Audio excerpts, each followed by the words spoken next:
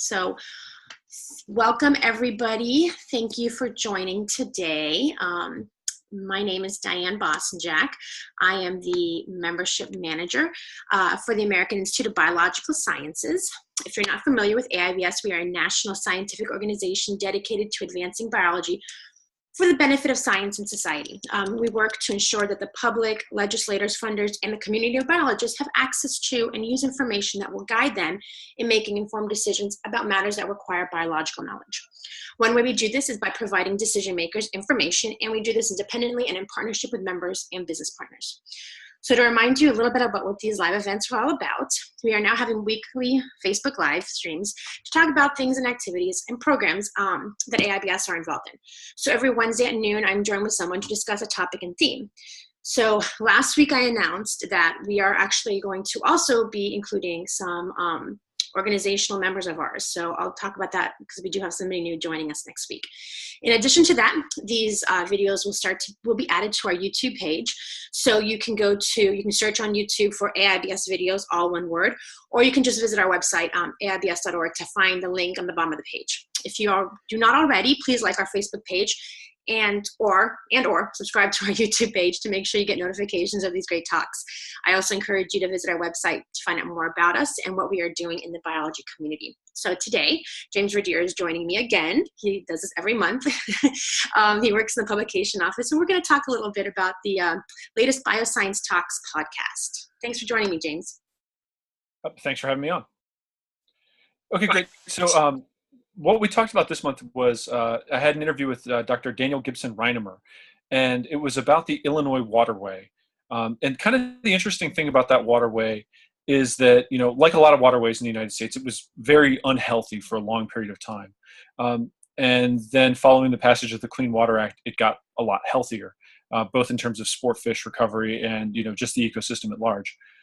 What kind of makes this one interesting, though, is that unlike a lot of waterways in the United States, there's actually this really surprisingly robust data set that, kind of gives fish abundance and, the info about the health of the river system, from 1900.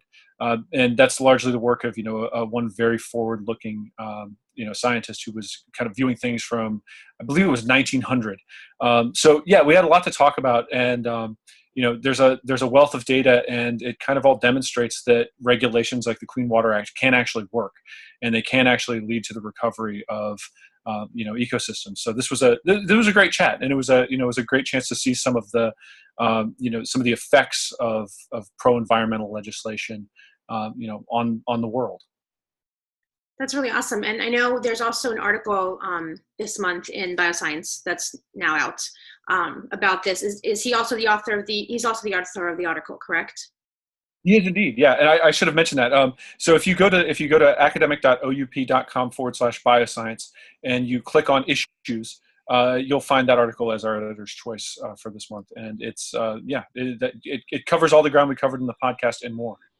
And also to mention, it also is, if you go to the podcast page, either on Libsyn or on our page, it is on there as well. So really, there's no reason why you can't find that article. You should be able to check it out somehow. So that's really interesting. I look forward to reading about it. And I know, environmental topics are a hot thing lately in just in the news. So that's a great new article to read about. So thanks, James, for joining us and just filling us in on the latest podcast. I love to hear these topics that you guys talk about. So thanks again. And next week, like I mentioned, I'm really excited to announce that we have an organizational member joining us. Kristen Jenkins from BioQuest will be here to talk about her organization. If you're not familiar with BioQuest, they are a community of scientists, educators, and learners of all ages who are interested in supporting biology education that reflects realistic scientific practices. I encourage you to visit their website at bioquest.org to find out more about them while you wait for that interesting talk that we have next week. So I would like to thank all of our individual and organizational members for their support. Without them, we would not be able to provide these live streams. If you're not a member yet, please join us today. Enjoy the benefits of AIBS membership and help bring biology to life. Thank you, everyone, for joining, and we will see you next week. Thanks again, James. Hey, thank you.